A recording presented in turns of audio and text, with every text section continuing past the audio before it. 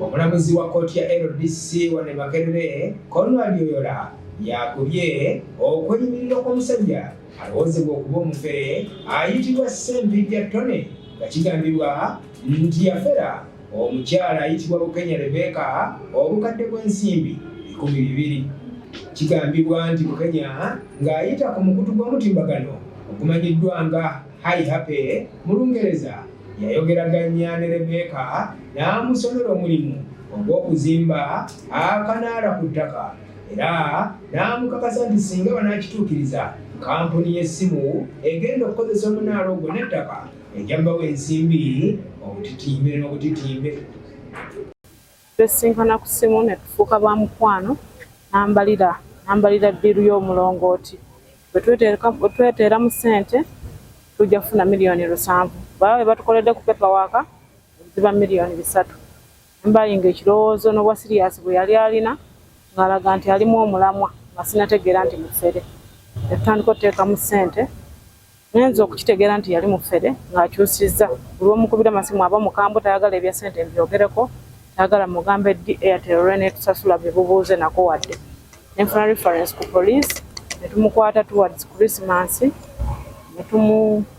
kumukwata wonna ku police abadde ng'atubuzaabuza mbaleetera ssente jangu ne looyawo ba meeting naye nga ye ne maama we babuzaabuza tebalinaawo ssente paka bwe tutuuse mu kkooti nga leero guno mulundi gulinga gwa kutaano abadde ayagala bail naye omulamuzi abadde wa kisa tamukkiriza olw'ensonga nti Bw'atyo Rebecca ng'enjogera y'ennaku zino bw'eri yayitika n'akkiriza okussa ssente mulimu guno. Bw'atyo n'atandika okusindikira Tony ensimbi bakole ku by'ettaka n'omulongooti kyokka oluvannyuma lw'ebbanga ekizuula nti Tony bye yali amugamba byonna byali bya bulimba. Bw'atyo n'asalawo okuddukira mu kkooti era Tony okukaaba oludda lwa Tony olwaleero babadde baagala bamweyimirire kyokka omulamuzi Conrad n'akiwakanya ng'agamba nti tekisoboka. Bw'atyo n'asindika Tony ku meere okutuusa ennaku z'omwezi nga 6 omwezi ogujja lw'anaasalawo okulaba oba ddala asobola okweyimirirwa. Omusango guno kwatagana ku okutwala ssente mu lukujjukujju.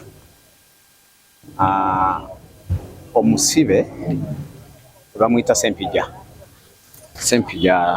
Tony yagezaako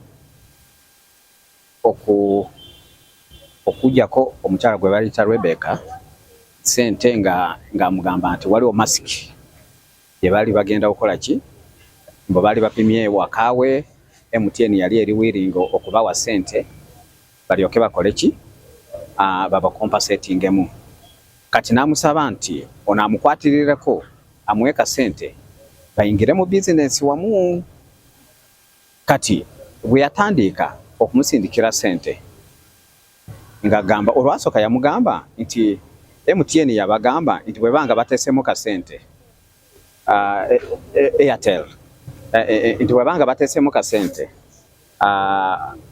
bajja kubawa $7,000,000 naye bwe babanga tebateesemu ka ssente bajja kusobola okubawa $3,000,000 byokka. Katono omukyala n'alaba nti maybe business yali gyeri. Kati n'agezaako okukola ki okutandika process okumusindikira ssente.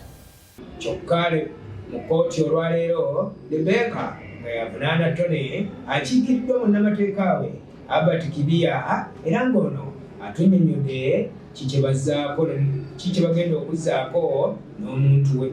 Kati kkooti esinzidde ku ekyo n'egamba guno omusango bagenda kuguwa priority baguwulirize ebeere speed trial era kkooti n'egenda maaso n'ekuwa ennaku 2 nga 5 omukaaga omwezi ogujja gw'okutaano okulaba nti oluwaaba luleeta abajulizi bonna bagalewo omusango then naye defense naye etandike.